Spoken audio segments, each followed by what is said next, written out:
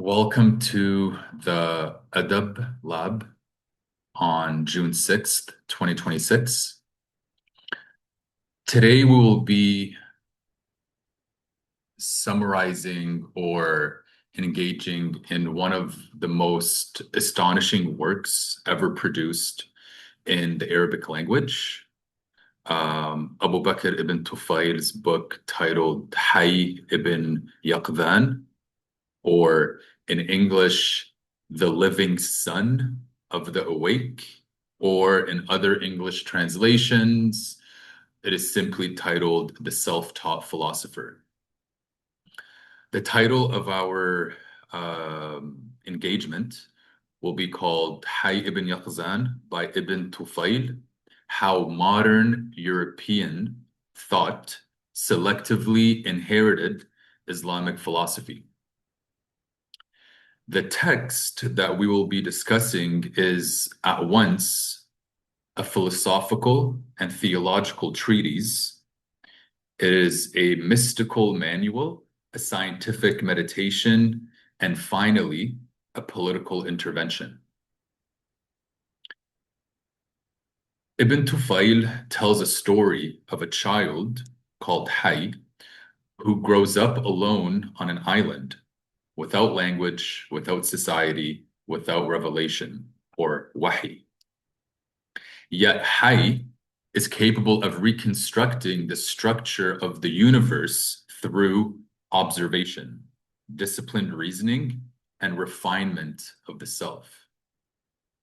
The book is not fiction, it is a demonstration, proof of what the human intellect is capable of and what the human can become when guided by adab, which we talked about in my last video, which is the discipline of inquiry, the refinement of perception, and the training of the soul. Ibn Tufail in the book does not argue abstractly. He constructs a scenario, and at its core lies a single question, which is, if the human being begins with nothing but perception, what can it become? Or put differently, what remains of knowledge if we remove everything except the human being? So, before we delve into the book Hayy ibn Yaqzan, who was Ibn Tufail? Abu Bakr Muhammad ibn Abd al-Malik ibn Tufail was a 12th century Andalusian philosopher, physician, and court intellectual. He was born near Granada and later was active in modern-day Morocco, Marrakesh. He served under the Almohad ruler Abu Yaqub Yusuf, and his role required him to operate across philosophy, theology, and governance, not as separate disciplines or domains, but as a single field of judgment. He is also known for introducing the great philosopher Averroes, or Ibn Rushd, to the court, helping initiate the great Aristotelian project in Al-Andalus. Ibn Tufail's legacy rests primarily on the book that we will be discussing today, Hayy ibn Yaqzan, a work that condenses into a single narrative experiment Aristotelian natural philosophy, Ibn Sina or Avicennian metaphysics, and Sufi psychology. So let us begin in part one, titled, Why the Book is Called Hayy ibn Yaqdhan. So part of the question that I asked earlier, what is left of knowledge? The answer to that question is already contained partially in the title of the book. Hayy in Arabic means the living. Yaqdhan means the awake. And Ibn means son, S-O-N. So the title of the book, The Living Son of the Awake, already gives us, if you want, a glimpse into the answer to that question. The title of the book is not a statement of biological lineage, nor an indication of tribe or origin in any material sense. It is a metaphysical formulation. To be human, in Ibn Tufayl's account, is to emerge from wakefulness.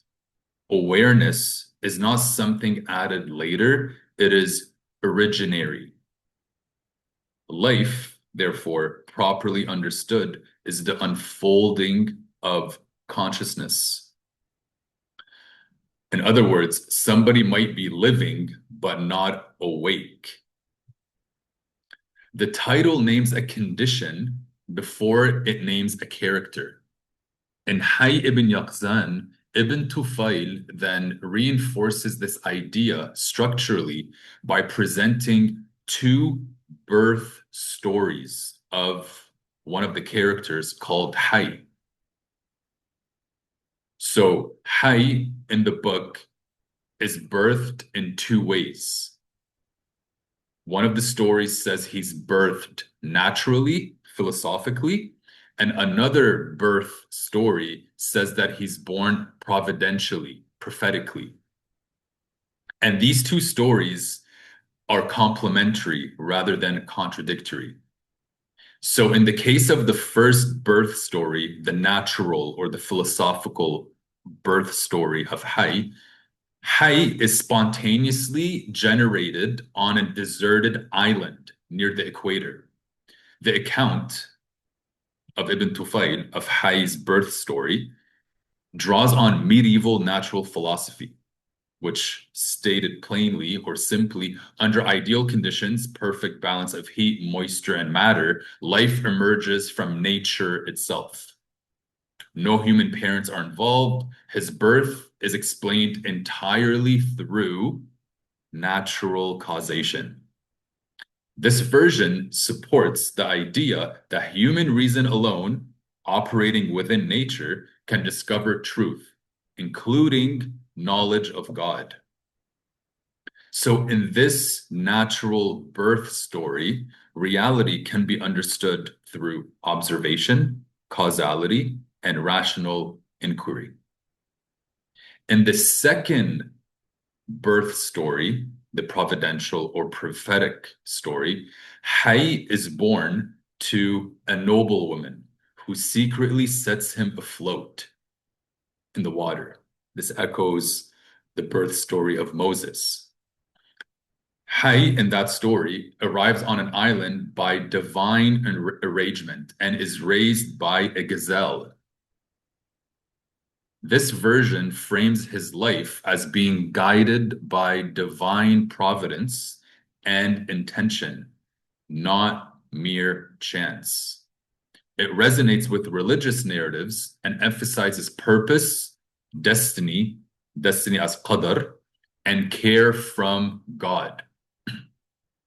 Put differently, in this story, reality can also be understood through divine will, symbolic meaning, and spiritual purpose. The conclusion of both origin stories of Hayy remain constant. Whether one begins from philosophy or prophecy, the human being carries the capacity for awakening and to know God. This is the first expression of adab al-aql, honoring the integrity of the intellect. Part 2, the education of Hayy. The island is a controlled environment, a philosophical laboratory. By removing society, Ibn Tufayl isolates the human being at the level of the primordial essence. Or put differently, he isolates Hayy at the level of fitra. But Hayy does not begin as an isolated intellect. He begins with a mother, the gazelle, who raises him. The gazelle who raises him is not incidental, but rather foundational. She provides nourishment, warmth, protection, and continuity. Through her, through the gazelle mother, Hai learns how to inhabit the world before he learns how to interpret it. He learns how to inhabit the world before interpreting it. Through this relationship, he acquires embodied learning through imitation, emotional grounding through attachment, and a sense of care, dependence, and reciprocity. This establishes a principle that structures the entire narrative, and I would argue the whole novel. The intellect is prepared by care before it becomes analytical. The first condition of knowledge, therefore, is rahma, compassion. However, several pages later in the book, this foundation is removed. The death of the gazelle, of his mother, introduces rupture. Hai encounters a body that appears unchanged, yet it is no longer alive. In attempting to revive her, the gazelle, he intervenes physically, but unfortunately contributes to her death. From this moment in the book, inquiry begins. He discovers that the structure remains. His mother is still there materially. Matter remains materially, but life is absent. This leads to a decisive conclusion. The self is not reducible to the body, to the material. Life exceeds matter. From here, his knowledge expands outward, or as Plato has, points upwards, the metaphysical. He learns to engage the world systematically, developing tools, producing fire, and adapting to his environment. These are not merely practical achievements, but epistemic ones. The world is intelligible, structured, and governed by cause. His attention then turns to the heavens. He stargazes, he watches the sun, the moon, watches the plants grow. And that regularity, that structure, that order leads him to infer order, necessity, and ultimately a first cause, capital F, capital C. السبب الأول, or واجب الوجود.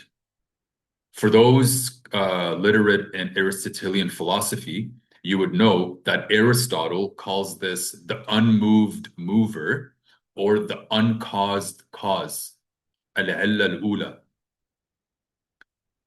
At the final stage, reasoning gives way to discipline.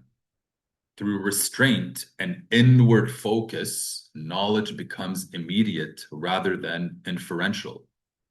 The culmination of inquiry, therefore, is not more information, but a transformed mode of perception.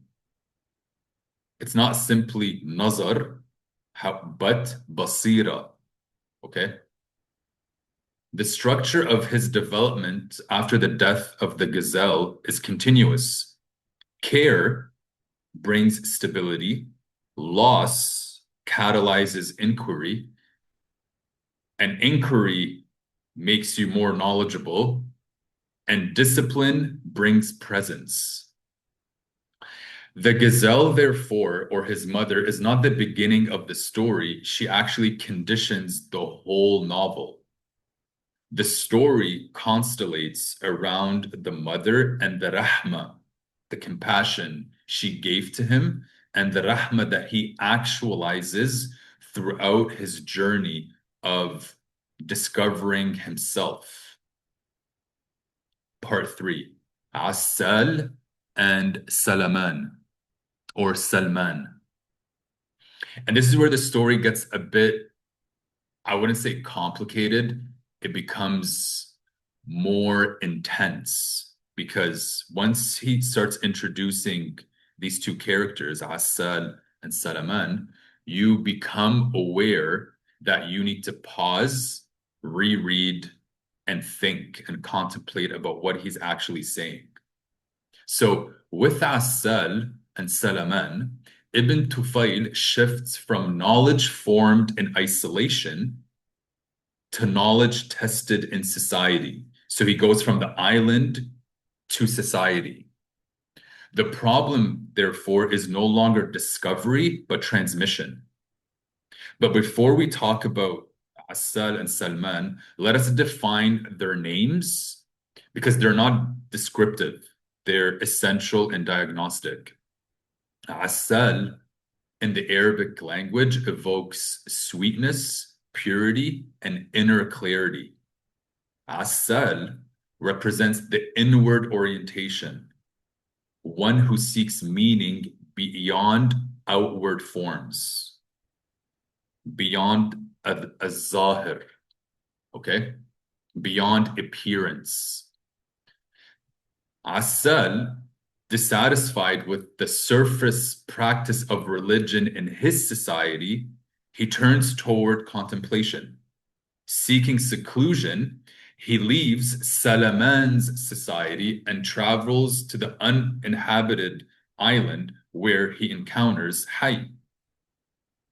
Salman, the name Salman is derived from the root word of safety, order, and stability.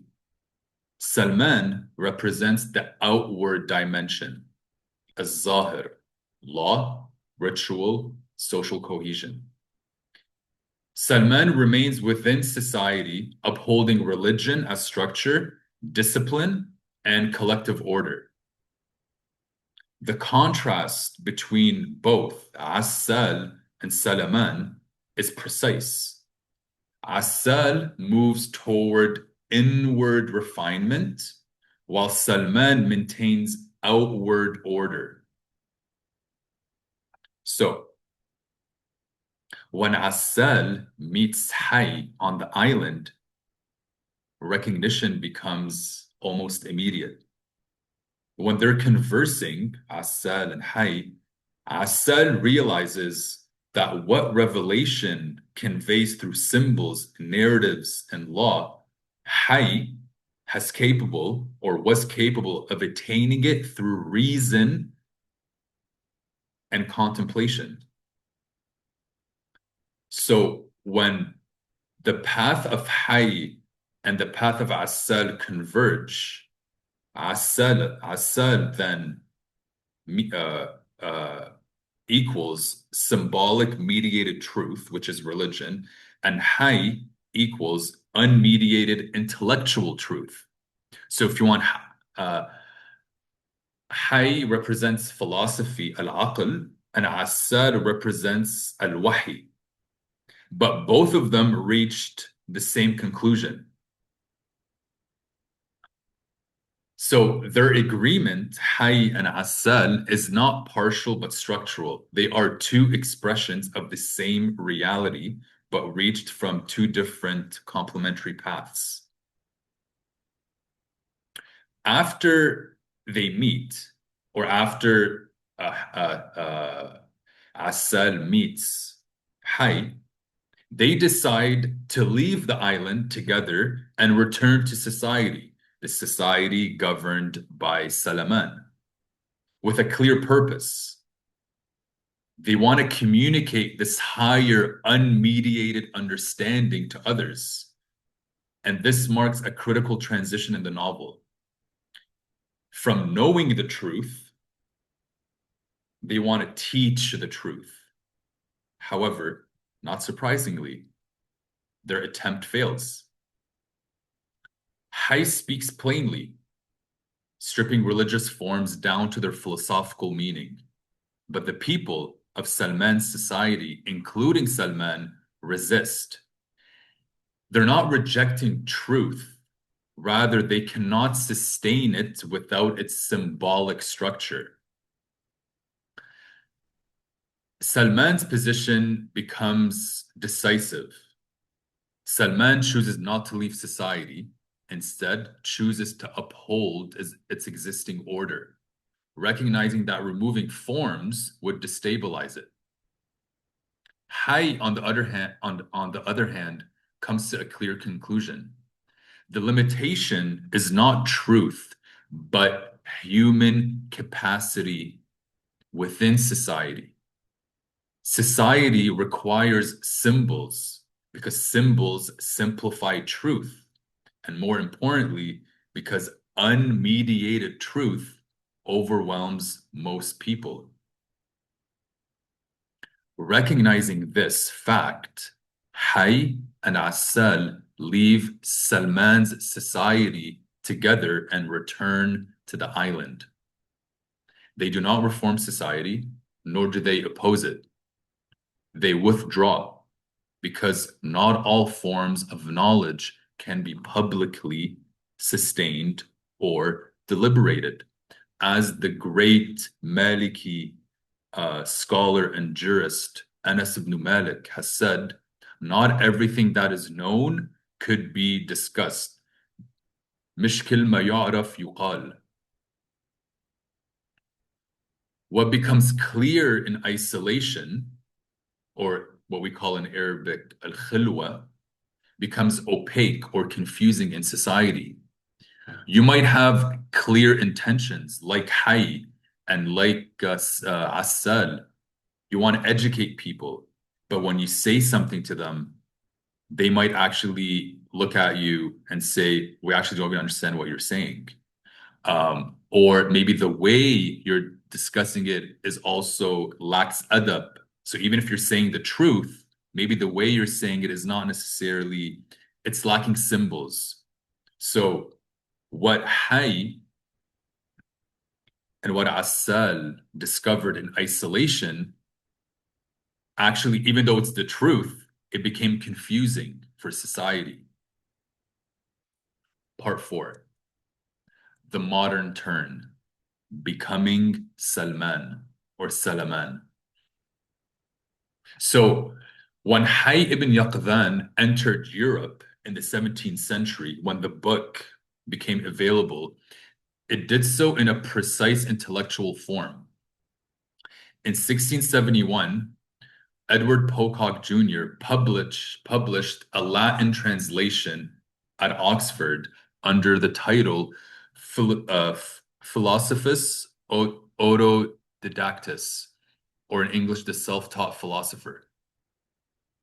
This framing mattered because the text was not received primarily as a theological and philosophical synthesis, but a demonstration of self-directed reason or philosophy only, a human mind arriving at truth without revelation, tradition, or society. And as we all know, 17th century, we're talking about the beginning of the Enlightenment in Europe. So from there, the book circulated quickly. There was an English translation published by George Keith in 1774, and that was titled, quote, The Improvement of Human Reason, exhibited in the life of Hay ibn Yaqzan, end quote. And there was subsequent translation in 1672 in Dutch and German.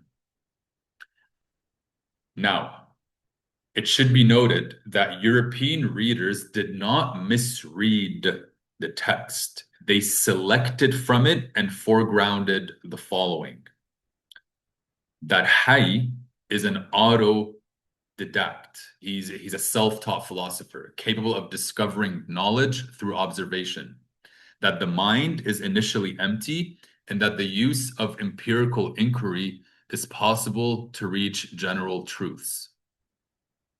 For those literate in European philosophy, you would know that this aligns directly with the emerging currents of the 17th century.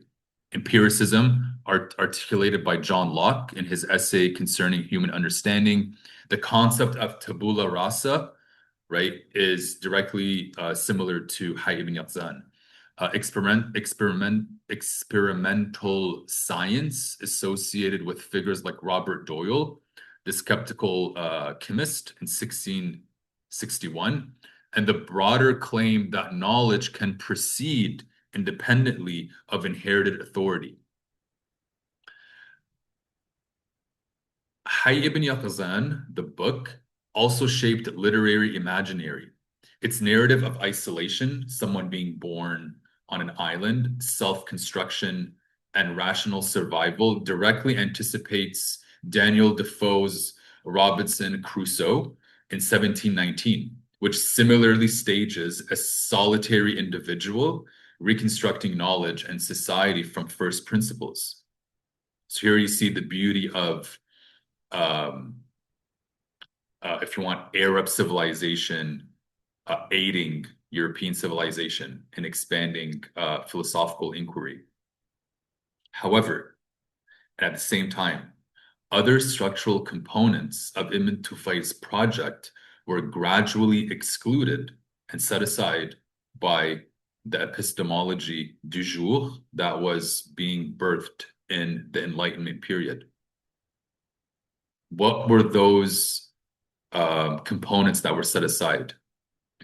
The metaphysical inquiry, the metaphysical hierarchy culminating in the necessary being, the disciplined ascent from sensory knowledge to intellectual and contemplative union, the claim that truth requires transformation of the knower, not just accumulation of observation. Because if you remember, Hayy's final state is not that he mastered observation and empirical material knowledge, but contemplative realization. And this dimension becomes epistemically non-essential for Europe, not as a geography, but as an epistemology. Out of this selective reception, three long-term onto-epistemic redefinitions follow. According to European epistemology, and this becomes clear in how they translated into society Hayy ibn Yaqzan. First, knowledge becomes measurable. What counts as knowledge is what can be observed, tested, and verified. The earlier movement from observation to metaphysical necessity is bracketed. Because if you recall, we said Ibn Tufayl moves from observation to metaphysical. That reality is bracketed. Second, according to European epistemology, truth becomes immanent. Truth no longer points beyond the world toward a transcendent cause. It becomes internal to the system of nature itself. Third, inner life is privatized. Contemplation, purification, and intellectual intuition are reclassified as subjective states, not conditions of knowledge. The outcome of this selectivity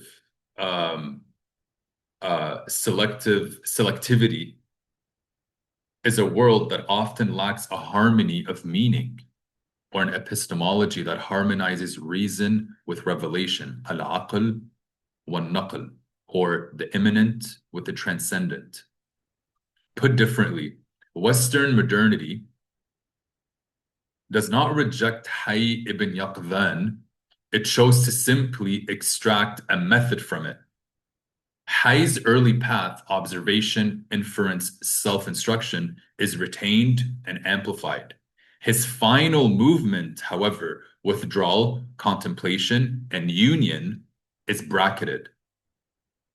Seen in terms of Ibn Tufayl's own structure, Western modernity does not become Hayy, nor Assal. It becomes Salaman, preserves order, method, and outward coherence, while setting aside the inward completion that finally gave Hayy meaning. Part 5 and conclusion. Mizan and Adab. Ibn Tufayl's argument does not ask us to choose between Hayy, Assal, or Salman. It asks us to recognize their proper relation and limit. We cannot all be Hayy, the fully realized intellect that arrives at truth without mediation. We cannot all be Asal, the contemplative person who withdraws in search of inward clarity. We cannot all be Salaman, the one who preserves order through structure and law. And like my father, Mahmoud al-Qasimi, has told me, and he reminded me, um, if we think that we can all be Hayy, we're actually violating the tenets of revelation. And if we all think we can be Asal, we're also violating the tenets of revelation. And if we think that we can all be Salman, we're also violating the tenets of revelation or al-Wahy, because God clearly says in the Holy Quran and in other scriptures that we created you, we created man, okay, men and women in hierarchy. And God specifically says that we created people and tribes so they can get to know each other. Ta'arafu. Okay? So we can't all be the same. And those three characters is a functioning that a world requires. A functioning world requires all three. This is the principle of mizan, the balance, not equality, but proportion. Each mode of life, the mode of life of Asal, Salman, and Hayy, has a place. And disorder, al-fawda, begins when one expands beyond its proper limit. And lest we forget, it is the work of adab to maintain balance so that intellect does not become arrogance, mistaking partial insight for total vision. Inwardness does not become withdrawal, severing itself from responsibility. And order does not become emptiness, preserving forms whose meaning has been forgotten. A healthy world or a healthy society depends on a precise alignment, the clarity of Hayy, which sees what is true, the refinement of Asal, which preserves depth and inward discipline, and the structure of Salman, which sustains collective life, each operating within its scope, not displacing the other. If we return to the island of Hayy, it is not to abandon the world. It is to recover the conditions that make balance possible within it. This is the Adab Lab, and this is where clarity begins.